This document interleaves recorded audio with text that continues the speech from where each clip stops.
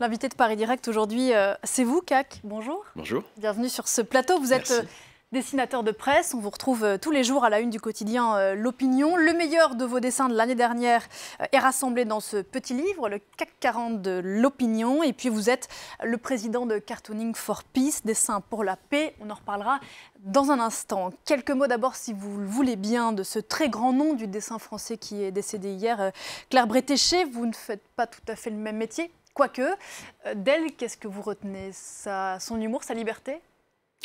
Énormément de choses. Parce que je pense que c'est un tournant de la bande dessinée, dans la mesure où elle a fait, à une époque où c'était beaucoup moins le cas qu'aujourd'hui, le portrait d'une société, avec tous les talents, c'est-à-dire non seulement le trait, il a l'air simple, mais en fait, un peu comme Sampé, vous dites, c'est très simple ce genre de trait. Non, en fait, c'est très travaillé. La façon dont on rendait les positions de frustration, d'énervement et autres.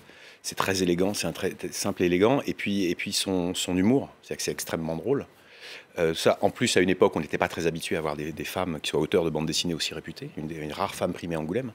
Donc c'est un vrai tournant pour la bande dessinée. C'est un ensemble de choses qui me marquent. Effectivement, première femme auteure de BD dans un univers qui était encore à l'époque largement masculin. Les choses ont changé depuis les années 70. Chez les dessinateurs de presse, il y a encore beaucoup d'hommes. Ouh là là, beaucoup trop. C'est pas qu'il y en a trop, c'est vrai, plus de femmes. C'est clair. Alors, j'ai aucune explication rationnelle à ça, parce que vous me direz, bon, il y a beaucoup de métiers où c'est encore le cas. L'histoire a fait que les principaux postes sont allés aux hommes, etc., y compris dans des métiers artistiques. On l'a vu dans la cuisine, par exemple. Pendant très longtemps, c'était quand même essentiellement des hommes qui tenaient les grands chefs étaient des hommes. Dans le monde du dessin de presse, l'évolution est très lente. Alors, je n'ai pas d'explication rationnelle à vous donner, mais c'est vrai, moi, je suis un petit genou dans le secteur, par l'expérience, pas par l'âge. Parce que ça fait que 6 ans que je fais ça à plein temps. Mais très rapidement, quand je suis allé dans les 2 ou 3 festivals qui sont spécialisés sur ce secteur, je me suis rendu compte effectivement d'une écrasante domination d'hommes. Donc c'est un appel aux jeunes étudiantes ou aux jeunes femmes qui se disent « Tiens, je ferais bien un métier artistique dans l'univers du dessin. Intéressez-vous au dessin de presse. D'abord, c'est un art fondamental, absolument fondamental pour la liberté d'expression. Et puis on a besoin de plein de regards différents, notamment ceux des femmes. » Et des talents, il y en a évidemment. Alors parlons de votre travail, et peut-être on va commencer par votre dessin du jour. On en parlait tout à l'heure dans la revue de presse d'Hélène Frade. Vous allez nous le commenter, peut-être ce dessin, un Macron à Greta Thunberg. C'est ce que vous avez choisi pour illustrer le plan que doit présenter le président tout à l'heure pour le climat. Exactement. C'est-à-dire que la particularité par rapport à certains de mes confrères, c'est que je ne choisis pas mon sujet. Tout à l'heure, je vais aller à la conférence de rédaction pour le journal de demain et on va me dire, voilà ton sujet pour demain. Donc, celui de ce matin, c'était effectivement le président Macron, l'écologie, et pourquoi il ne crante pas. Pourquoi il a du mal à s'en emparer. On en parle beaucoup, il réfléchit beaucoup. Vous savez, la fameuse pensée complexe du président. Mais pour l'instant, les Français sont impatients, attendent des actes concrets. Et une des choses qui le ralentissent, d'où l'objet de ce dessin, c'est qu'il essaye de faire de l'écologie qui tiendrait compte de tous les autres paramètres, et notamment l'économie, qui n'est pas le moment de la ralentir, au moment que ça va un petit peu mieux. Donc, et on sait qu'il y a certains domaines de l'écologie qui peuvent être compatibles avec l'économie, d'autres moins. Donc cette idée de mélanger économie, écologie, comment je vais faire? Et donc évidemment, l'une des icônes du moment, vous savez, on travaille avec des gros symboles et des clichés en dessin de presse, donc il faut aller chercher des icônes, des images simples. Greta Thunberg, il se trouve qu'elle a cette coiffure très pratique en dessin, puisque facile à représenter. Et donc on se retrouve avec ce président Macron, effectivement, qui essaye de se faire des petites tresses économie, écologie. Compliqué. Comment ça se passe, CAC? Vous venez de l'évoquer. Du coup, vous êtes en conférence de rédaction. On vous dit pour le lendemain, voilà ce que sera la une du journal. Et donc, vous exécutez, c'est ça? Oui, il faut que je fasse plusieurs propositions. Évidemment, les rédacteurs en chef veulent se donner le choix, parce qu'il se peut, en tant que soit ce que je propose fait pas rire, c'est l'humour, c'est très intime. Hein, chacun de nous a le sien. Donc, il se peut que je propose un gag que moi je trouve fantastique, tellement drôle, mais que ça les fait pas rire eux, ou ils pensent que ça va pas faire rire le lecteur. Enfin, tout ça. Donc, il faut vexer, du coup. Plusieurs propositions. Ça peut être parce que je propose un dessin qui est trop hard, ça peut arriver. Dans ce cas-là, ils ont le choix. Et une fois qu'ils ont choisi ça, il faut que je le mette au propre. Et comme vous avez vu, c'est des dessins qui sont assez travaillés. Parce que comme le dessin est en grand sur la une, il faut qu'il y ait un peu de matière. Donc il y a un peu de volume, de couleur, d'ombre, etc. Ça prend du temps. Ça me prend la journée, réellement. Et le lendemain, ça recommence. Une espèce de montée en charge comme ça, à 100% et à 0% chaque jour. Qu'est-ce qu'un dessin de presse dit qu'un édito ne dit pas? Il y a plusieurs objectifs pour le dessin de presse. Souvent, on dit ouais, le but du dessin de presse, c'est de déranger. Je ne pense pas qu'on peut résumer le dessin de presse à un seul objectif. C'est clair que dans la majorité des cas, on va quand même essayer de faire rire. Ça, c'est sûr, c'est quand même une constante, sauf sur quelques sujets plus délicats. Mais c'est quand même une constante. Après, c'est un regard. Je dirais le but, c'est de créer un décalage. Le décalage peut prendre plusieurs formes. Mais c'est d'amener le lecteur dans le sujet sans rien lui dire de faux. C'est aussi là qu'il y a une approche journalistique. C'est-à-dire que le dessin ne doit pas non plus véhiculer des informations qui sont fausses. Ça reste du journalisme. artistique parce qu'il y a du trait, humoristique, on l'a dit, et aussi créer un décalage. Vous savez, peut-être on peut le regarder sous cet angle, ou peut-être qu'on se dirait que cette personne dans cette situation est ridicule, mais si vous le regardez sous un autre angle, il y a peut-être d'autres personnes qui peuvent être ridicules. Donc on va tourner autour du sujet, le regarder par différents prismes, et voir comment on peut créer un petit décalage, où on se dit, le lecteur va peut-être se dire « Ah oui, tiens, je n'avais pas vu ça comme ça ». Nicolas Bétou, qui est le patron de l'Opinion et qui fait l'introduction du livre dont il est question, écrit dans ce propos qu'il est de plus en plus difficile de rire de tout et qu'heureusement que vous êtes là, vous les dessinateurs de presse. Si vous partagez ce que dit le patron, à quel moment, selon vous, s'est opéré ce virage ? Je pense qu'il y a deux phénomènes qui se conjuguent.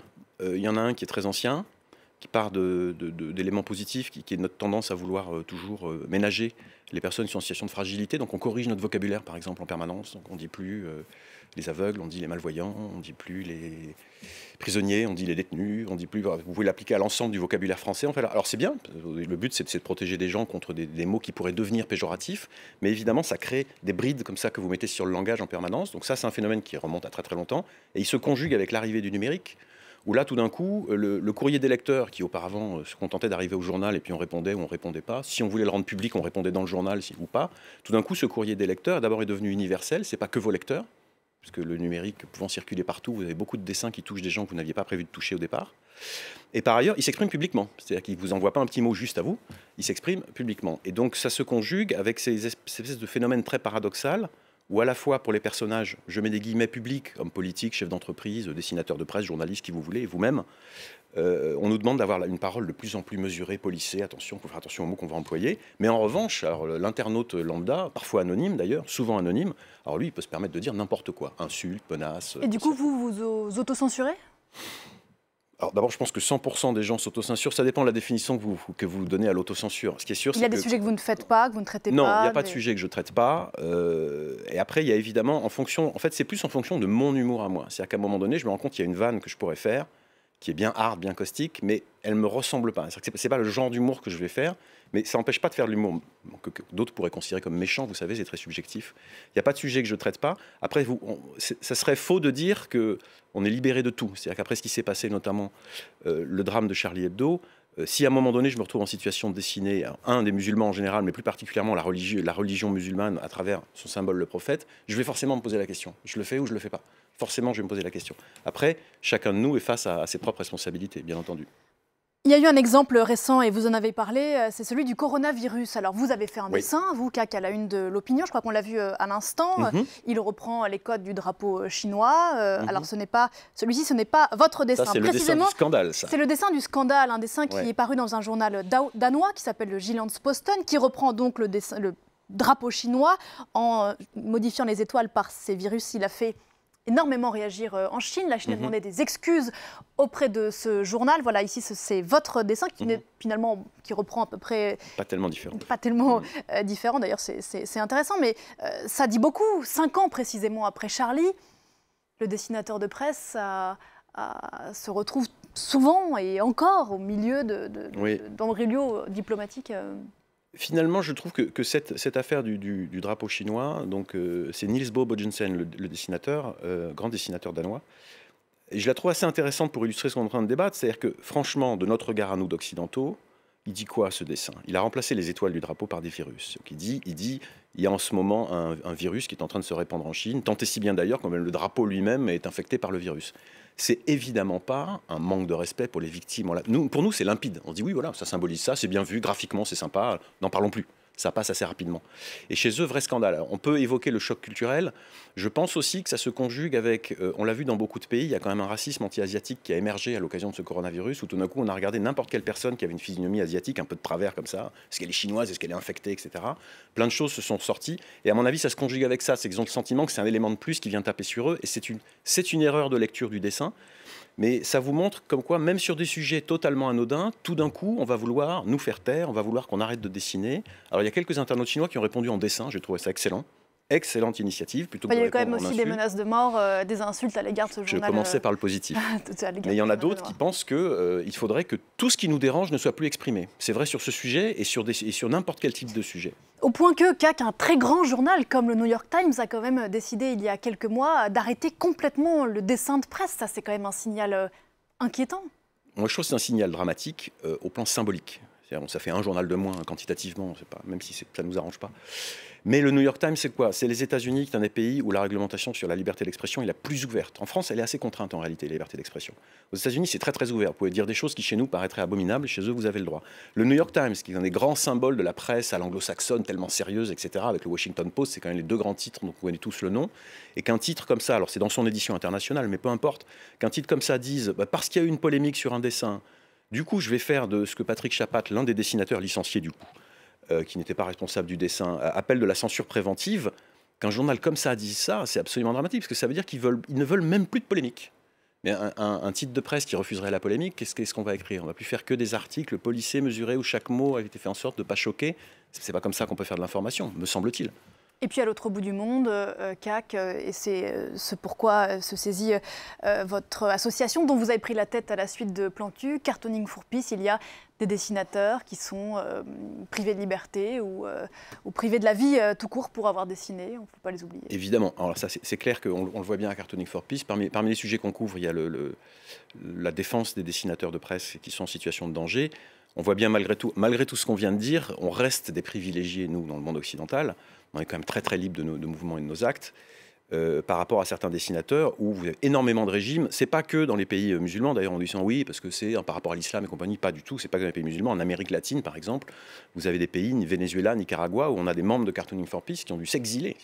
Ils ont été tellement menacés qu'ils ont dû s'exiler et menacés par leur propre gouvernement. C'est-à-dire que là, on voit encore aujourd'hui, dans les pays comme la France, quelque part, c'est l'État et la justice qui vont vous protéger, vous, dessinateurs de presse, contre les meutes qui se déchaînent sur les réseaux sociaux et parfois qui en veulent à votre vie.